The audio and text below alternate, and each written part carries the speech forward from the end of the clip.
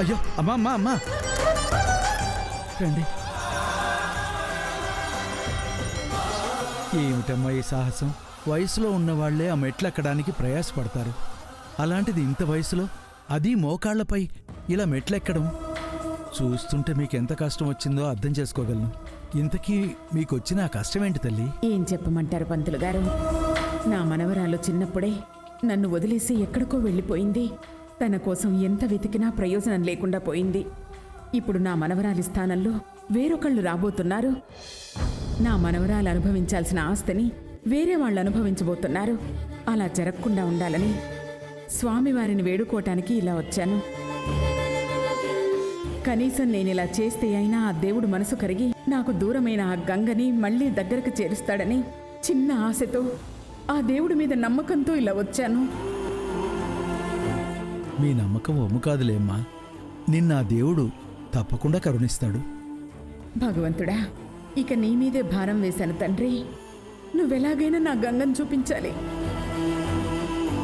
అమ్మా గంగా, ఎక్కడున్నావు తల్లి?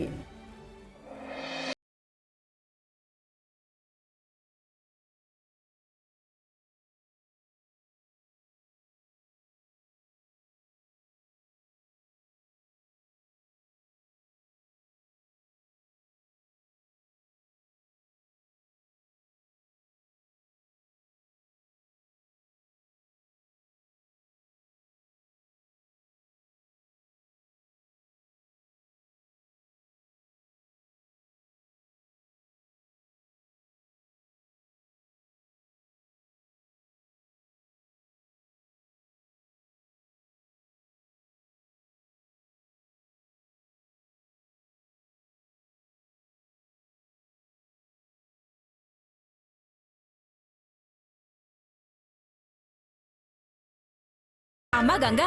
ఏంది పెద్దమ్మా?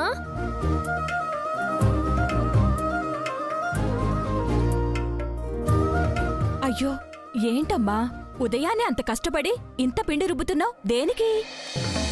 అట్టా అడుగుతావేంటే ఎర్రి మొహమా? ఈరోజేంటో మర్చిపోయావా ఏంది? గుర్తు రావట్లేదయ్యా. అది గది అట్టా చెప్పు. ఈరోజు రిపబ్లిక్ డే, అంటే జైల్లో మన వాళ్ళు ఎవరైనా ఉంటే వాళ్ళని కలిసే రోజు అన్నమాట. ఆహా, అర్థమైనదయ్యా. అమ్మా గంగా, మీ అమ్మని చూడ్డానికి వెళ్తున్నావా?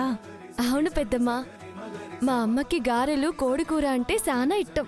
అందుకే ఇవన్నీ చేసుకుని వెళ్తే కడుపు నిండా తింటాదని చేస్తా ఉన్నాను.